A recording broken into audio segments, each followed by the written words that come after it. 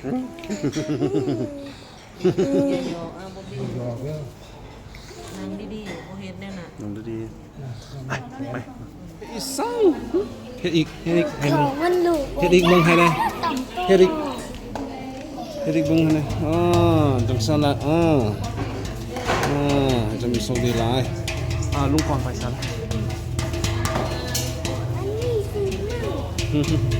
ว้าวโอเคได้แล้วจ้านกทบโอ้ขโมยแท้ส่องไอ้น้องนี่พอยังอีกไป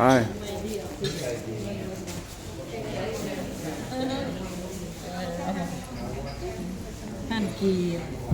แล้วกันไปอยู่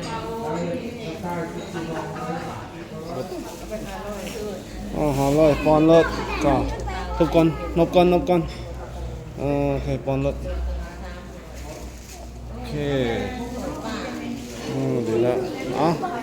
ไปพาน้องจ้าเฮ็ดคุ้มหูแท้พาน้องไปเฮ็ดเนี่ยปอนไหมจินเอา500เด้500ปอนไหม500เบิ่นพันเอา500ซื้อขนมบ่ได้นำ500ดอกไปจังหน่อยสิเอาบ่มีสิซื้อขนมให้ดอกไปปอนเลย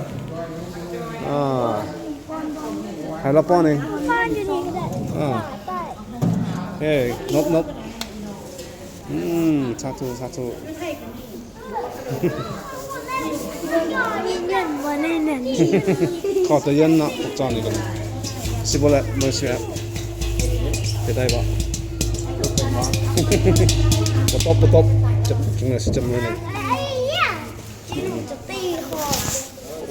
โอ้ทำสบายเลยสบายดีเป็นบ่าวแล้วเนาะอายุจักปีละฮันยังอาเจโยอันยองฮาเซโยจังก็ยังจื้ออยู่เนาะอันยองฮาเซโยแต่ว่าจะเรียนภาษาเวียดบ่แม่นบ่ภาษาเวียดทำสบายดีบ่ได้บ่ทันได้ยังบ่จื้อเลยบ่ทันได้ยังว่าสบายดีซินชาวจื้อติจังบ่ได้จื้อสมะบ่จริง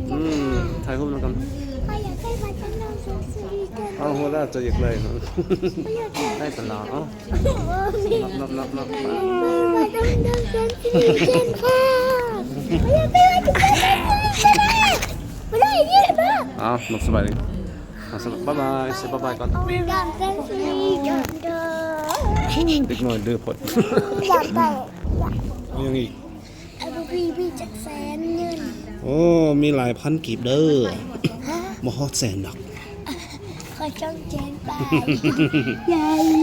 ซื้อขนมเลยมั้ย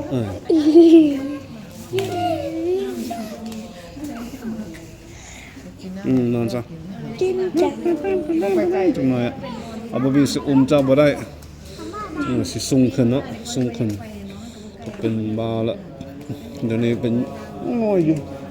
เด็กน้อยอยู่ตั้งใจเห็นนะเรื่องนาทิปปี้แล้ว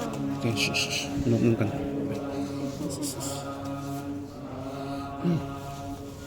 กูฆ่ากัน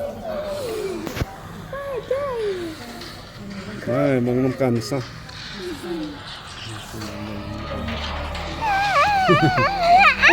เสียบก้น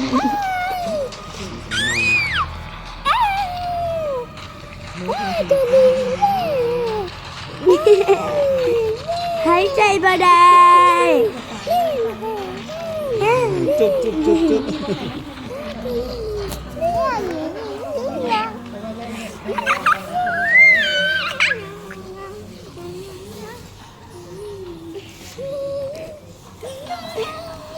เฮ้ยเล่นเอาบิวสิจับให้เป็นจังซั่นนะนั่นเจ้าปล่อยใส่หรอกต้องเดือดลงน้ำก้านบดเนี่ย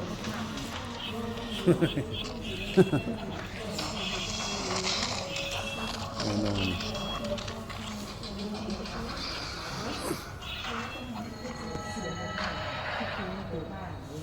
Quack.